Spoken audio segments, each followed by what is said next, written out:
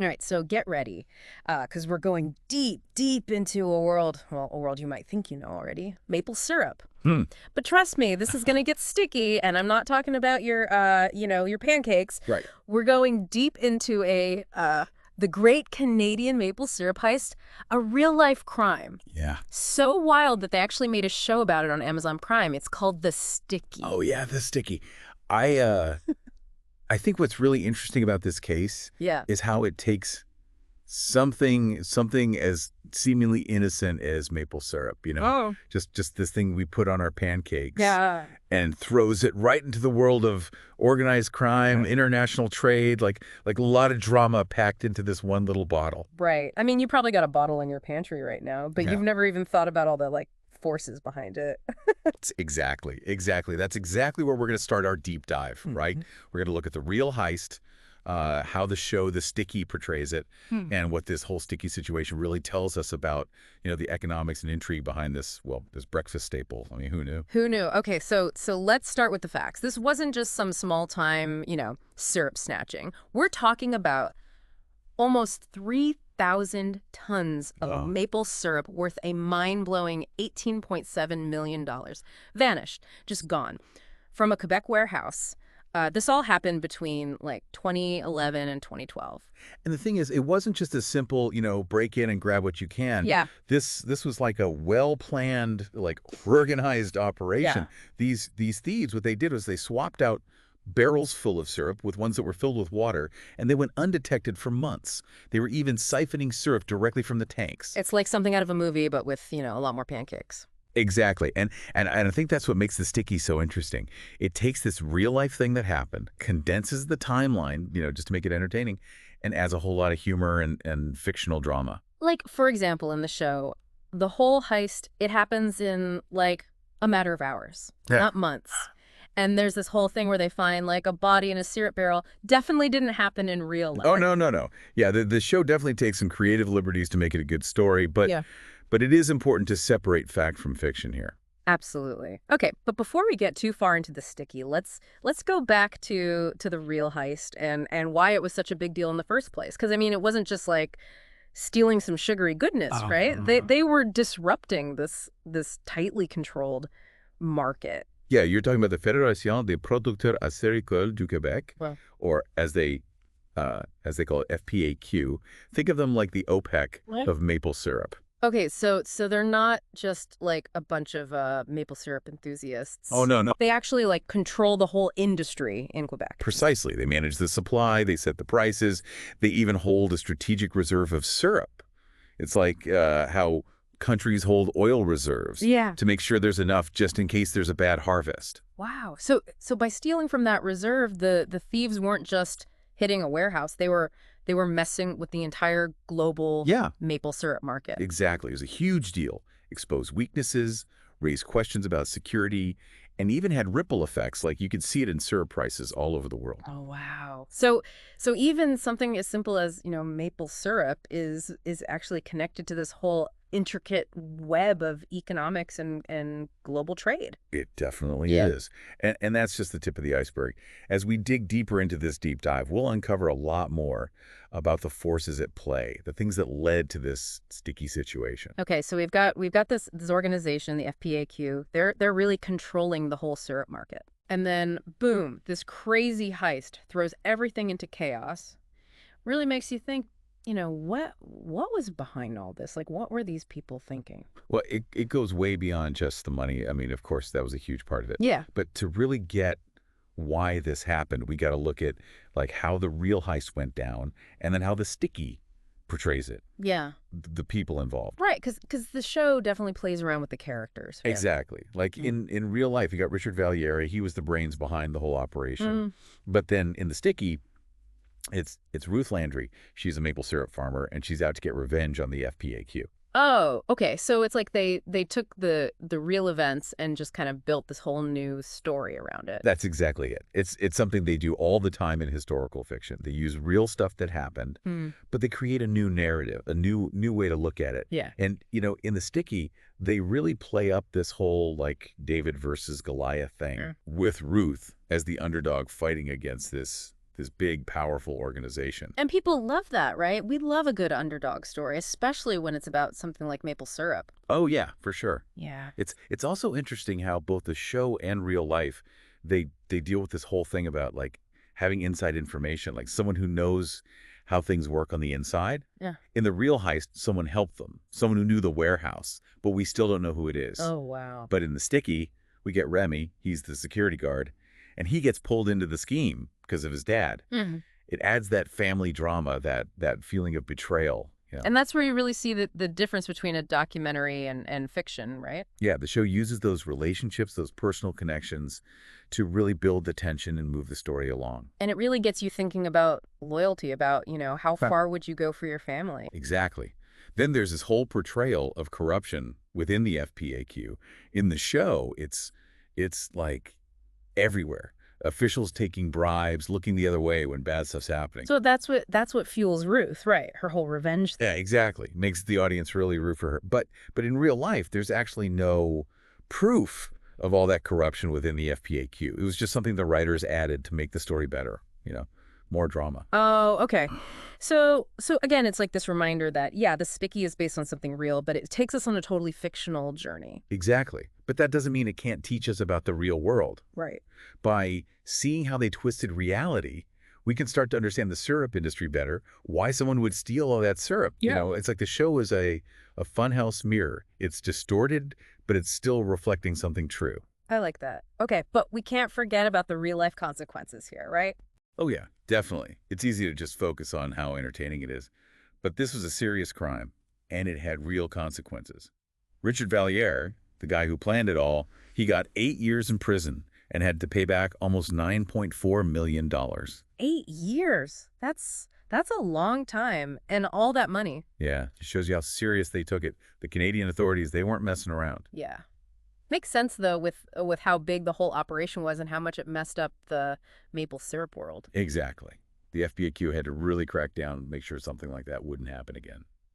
You mentioned earlier about the FPAQ and their secret stash of syrup. Yeah. Did they ever get all that stolen syrup back? Well, they got some of it back while they were investigating. They found barrels all over the place, warehouses, garages, even hidden in sugar shacks. Oh, wow. But a lot of it's still missing, just gone. So there's still millions of dollars worth of stolen syrup out there somewhere. That's right. It was probably sold off secretly, maybe even ended up in stores. So you're telling me I could have bought some of that stolen syrup without even knowing? It's definitely possible. It's what makes this whole thing so crazy. It's not just the heist itself, but what happened after, all the questions we still have.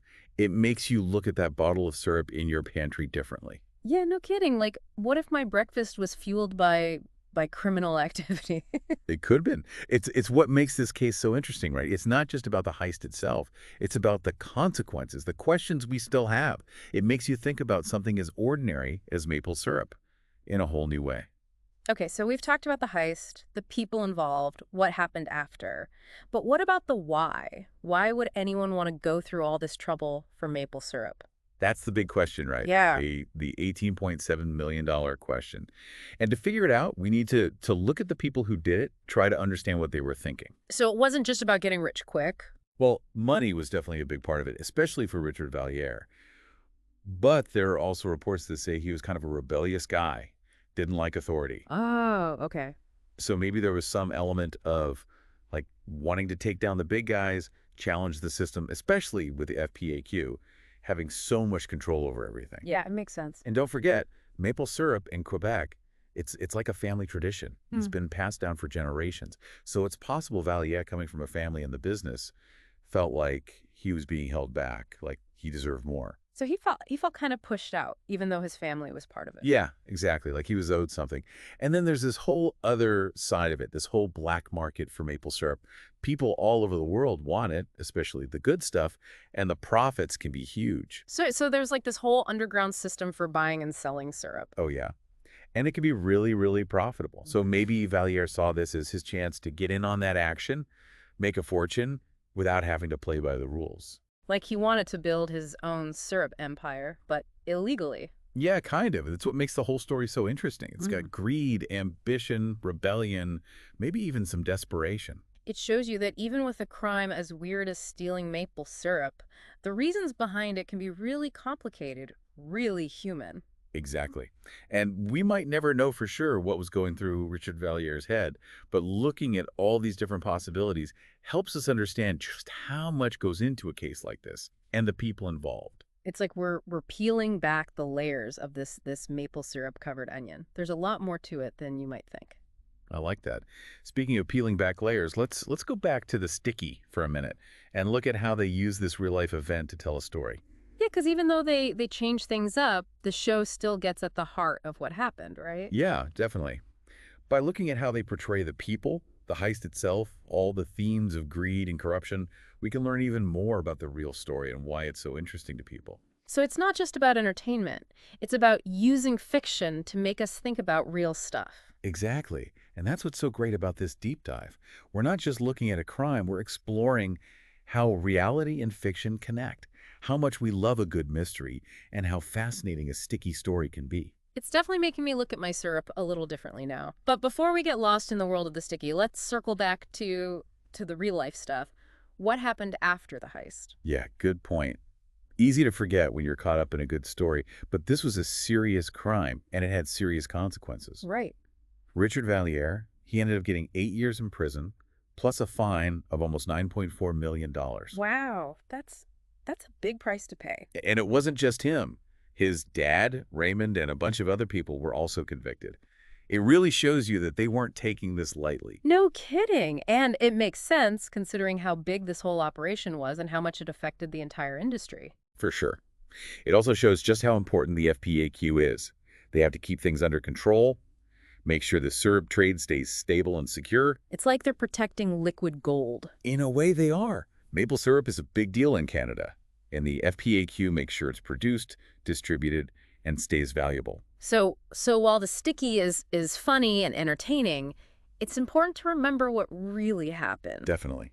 And that's what makes this whole deep dive so cool. We're looking at both sides, the real and the made up, and seeing how they connect. It's like we're peeling back the layers of a maple syrup covered onion. Every layer has something new and interesting. I like that. Speaking of peeling back layers, I think it's time we get to the core of this sticky situation. Yeah. Why did they do it? What made them steal all that syrup? Yeah, what was going through their heads? Was it all about the money or was there something else? That's what we're going to figure out. We need to get into the minds of the people who actually pulled this off. It's like we're detectives now trying to solve this mystery. Exactly. To get to the bottom of this, we need to look past the headlines and dig into the details, the people, their stories, and what was going on in their lives that might have led to this. So we're not just solving a crime, we're trying to understand the people behind it. Exactly. That's what makes this so interesting. It's not just facts and figures. Yeah. It's about understanding why people do the things they do, even the crazy criminal stuff. So let's get into it. What can we learn from the case, the people involved, their stories? So we're trying to figure out what would make someone, steal all that syrup. Right. Like, was it just for the money or was there more to it? Well, with Richard Valliere, it seems like it was kind of a mix of things all coming together at the same time. Okay. I mean, yeah, he had money problems, but some people said he was like a real rebel, didn't like being told what to do, especially by authority. So maybe it was a bit of that, like stick it to the man kind of thing. Yeah, especially since the FPAQ has so much power over the whole market. Right. And you said before that maple syrup in Quebec is like a big family thing. So maybe Valliere felt kind of, I don't know, resentful. Yeah, it's possible. I mean, his family was in the business, right? So maybe he felt like he deserved more, but the system was holding him back. Like he was on the outside looking in, even though he should have been on the inside. Yeah, exactly. And then there's the whole black market thing. People all over the world love maple syrup, especially the good stuff. Right. And they'll pay a lot for it. Yep. So maybe Valliere saw this as his chance to make a lot of money Yeah.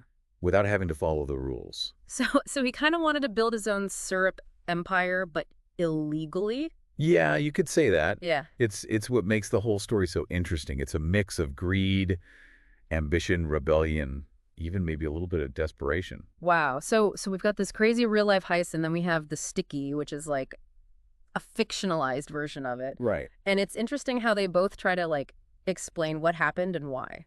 Yeah, and that's what's so cool about this whole deep dive, right? We're looking at both sides of the story, the Yeah. real and the made up, and see how they fit together. And I think it reminds us that even something as simple as maple syrup can have all these hidden stories, about history, economics, even crime. Yeah, totally. It makes you realize that even the most ordinary things can have this whole secret world behind them. So the next time anyone's having pancakes with maple syrup, they might just look at it a little differently. Who knows what kind of mysteries are hiding in that bottle? I know, right?